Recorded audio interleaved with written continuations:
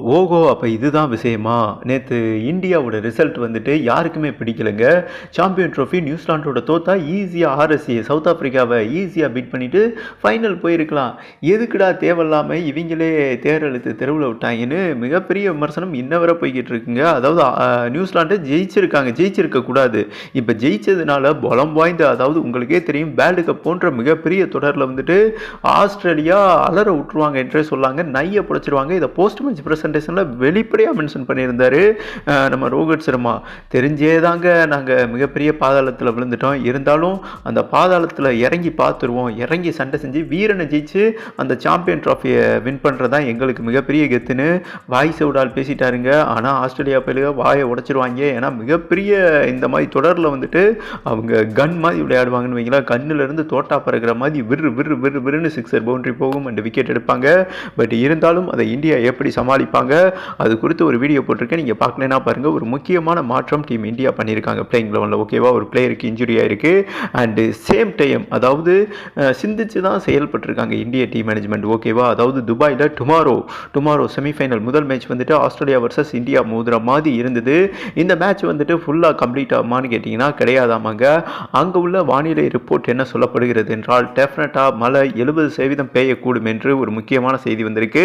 அதாவது 2:30 மணிக்கு match ஆரம்பிக்குங்க and ஒரு 5:30 மணிக்கெல்லாம் 6 மணி அளவில் 80% ரெயின் வரும் என்றும் அங்குள்ள வானிலை அறிக்கை சொல்லப்பட்டிருக்கு.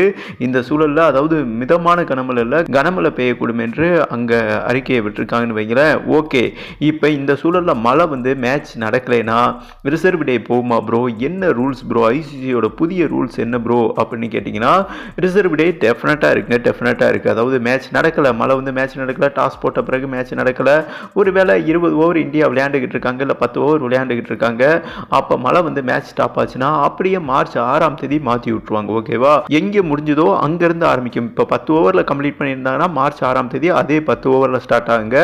இந்த மாதிரி இதுதான் முதல் ரூல்ஸ். ஓகேவா, செகண்ட் ரூல்ஸ் என்னன்னா, இப்போ இந்திய டீம் 50 ஓவர் கம்ப்ளீட் பண்ணிட்டாங்க, அவங்க வந்துட்டு 20 ஓவர் கம்ப்ளீட் பண்ணிட்டாங்க. ஆஸ்திரேலியா 2 டீமும் வந்துட்டு 20 ஓவர் அதாவது பேட்டிங்கில் முழுமையாக கம்ப்ளீட் பண்ணிட்டாங்கன்னா டக் பை ரூல்ஸ் படி வந்துட்டு கால்குலேட் பண்ணி யார் வெற்றி தோல்வியை வந்துட்டு நிர்ணயம் பண்ணுவாங்கன்னு வைங்களேன். இது செகண்ட் ரூல்ஸு.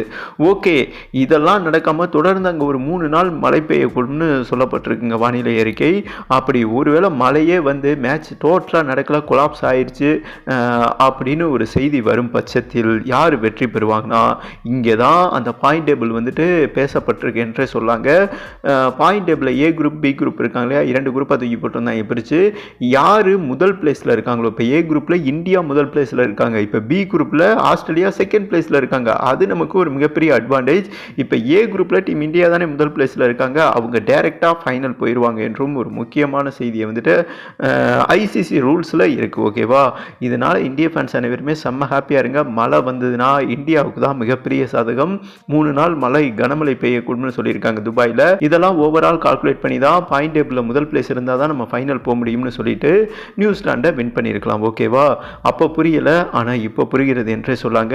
மழை வந்து மேட்ச் நடக்காமல் இந்தியா ஃபைனல் போகணுமா, இல்லை மேட்ச் நடந்து ஆஸ்திரேலியாவை செஞ்சுட்டு டீம் இந்தியா ஃபைனல் போகணுமா?